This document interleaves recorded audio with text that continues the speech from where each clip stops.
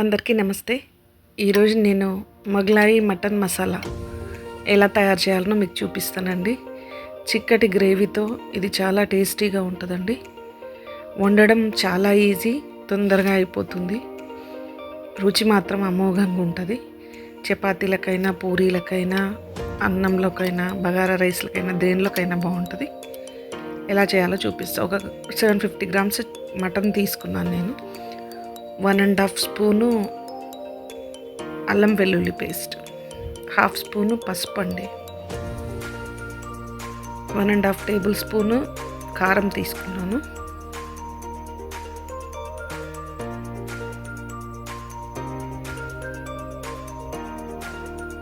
ధనియాల పొడి కూడా 1.5 స్పూన్ తీసుకోవాలి, పెరుగు, గట్టి పెరుగు ఒక 2 పెద్ద స్పూన్లు అంటే ఒక చిన్న కప్పు పెరుగు తీసుకోవాలి, నెయ్యి ఒక 3 స్పూన్లు తీసుకుంటే చాలా టేస్టీగా ఉంటుందండి. నెయ్యి వేసుకోవాలి, సగం చెక్క నిమ్మకాయ అండి, నిమ్మరసాన్ని పిండుకోవాలి,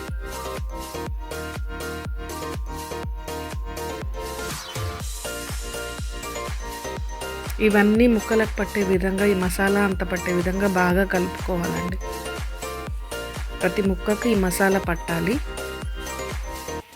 దీన్ని ఓ అరగంట పాటు ఫ్రిడ్జ్లో కానీ బయట కానీ నానబెట్టుకోండి.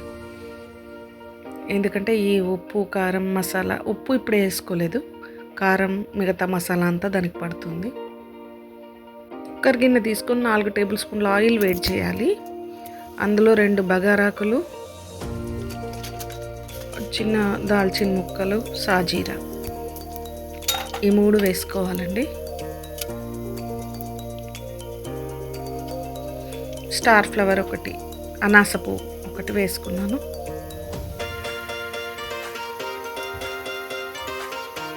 ఇది చిటపటలాడుతుంటే ఒక పెద్ద సైజు ఉల్లిగడ్డను ముక్కలుగా కోసుకొని వేసుకోవాలండి. పెద్ద సైజు ఉల్లిగడ్డ పడుతుందండి.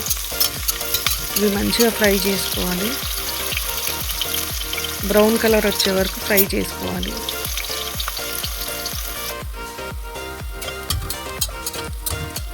బ్రౌన్ కలర్ వస్తుంది కదా, ఇప్పుడు ఇందులో మెంతి కూర, చిన్న మెంతి అని దొరుకుతుందండి, చిన్న మెంతి కూర. ఇది నేను ఇంట్లో వేసుకుందే. ఇంట్లో వేసుకుంటే ఆ తృప్తి వేరుంటుంది. నేను ఇదివరకు ఎట్లా వేసుకోవాలో కూడా మీకు చూపించలేదు, ఆ వీడియో కూడా పెడతాను.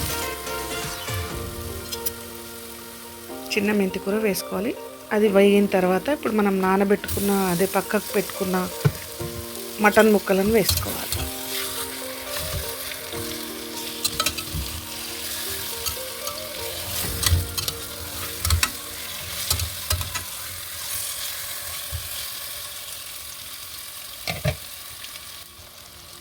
ఇప్పుడు సాల్ట్ వేసుకోవాలండి. 1.5 టీ స్పూన్స్ సాల్ట్ వేసుకొని ఇవన్నీ ముక్కలకు కలుపుకుంటూ లో ఫ్లేమ్లో ఒక 5 నిమిషాల పాటు అడుగంటకుండా చూసుకొని కలుపుకుంటూ ఫ్రై చేసుకోవాలి.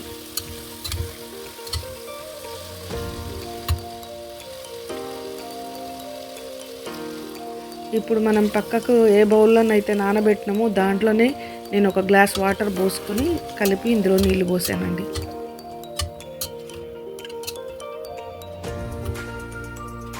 కుక్కర్ లిడ్ పెట్టుకొని 3 విజిల్స్ వచ్చే వరకు ఉంచిందండి.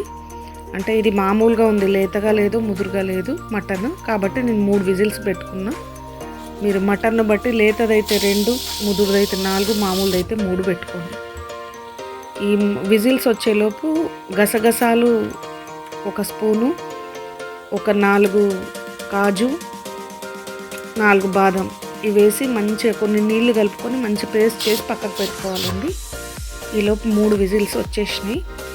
ఇప్పుడు మనం పేస్ట్ చేసుకున్నాం కదా, అది పక్కకు పెట్టుకోవాలి.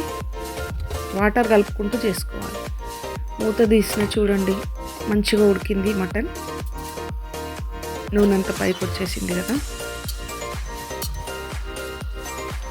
ఇప్పుడు ఆ పేస్ట్, మనం ఏదైతే తయారు చేసుకున్న కాజు పేస్ట్ ఉందో అది కలుపుకోవాలి. నేను ఈ కాజు పేస్ట్లోనే ఎక్కువ వాటర్ పోసుకున్నానండి. అంటే నేను ఒక 1/2 గ్లాస్ ఎక్కువనే వాటర్ పోసుకున్నా, మళ్ళీ పోయడం ఎందుకని.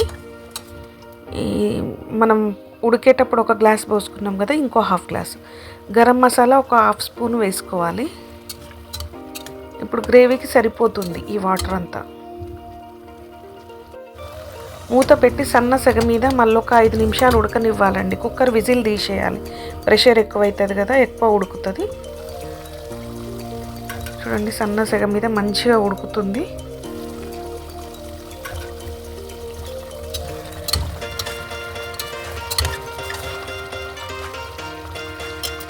పచ్చిమిర్చి ఒక 5 పచ్చిమిరపకాయలు నిలువుగా చీరుకొని వేసుకోవాలండి. ఒక 5 కలుపుకున్న తర్వాత బటర్ కూడా వేసుకోవాలండి. ఒక బటర్ పీస్ తీసుకొని చిన్న ముక్క తీసుకొని వేసినాను, చాలా టేస్ట్ వస్తుంది. మళ్ళీ ఒక 5 నిమిషాలు ఉడికిన తర్వాత చూడండి నూనె అంతా బయటకు వచ్చింది, ఆ బటర్ అదంతా. ఎంతో టేస్టీగా ఉంటుందండి కర్రీ, తిన్నారంటే వదిలిపెట్టారు. ఇప్పుడు ఇందులో కొత్తిమీర వేసుకుందాం, ఇంకా అయిపోయినట్టే అండి. కొత్తిమీర వేసి మంచిగా కలుపుకొని వేరే బౌల్లోకి తీస్తే కొద్దిసేపట్లో అది ఇంకా కొంచెం చిక్కబడుతుంది గ్రేవీ. చూడండి ఇంకా కొంచెం చిక్కగా అయింది. ఎందులోకైనా మంచి టేస్టీగా ఉంటుంది. మీరు తయారు చేసుకోండి, ఎట్లుందో చెప్పండి. మొగలాయి మటన్ మసాలా రెడీ అయిపోయింది. ముక్క కూడా మంచిగా ఉడికింది చూడండి. ఈ మటన్ మరీ మెత్తగా కూడా ఉడకొద్దండి, మెత్తగా ఉండొద్దు, అట్లా అని ఉడకకుండా ఉండొద్దు. కొంచెం లాగి తినేటట్టు ఉంటేనే మటన్ మజా వస్తుంది కదా. చూడండి చపాతీలకు పూరీలకు సూపర్ ఉంటుందండి. చేసుకోండి, ఎలా ఉందో చెప్పండి. మా వీడియోస్ కనుక మీకు నచ్చినట్లయితే సబ్స్క్రైబ్ చేయండి, లైక్ చేయండి, షేర్ చేయండి, కామెంట్ చేయండి.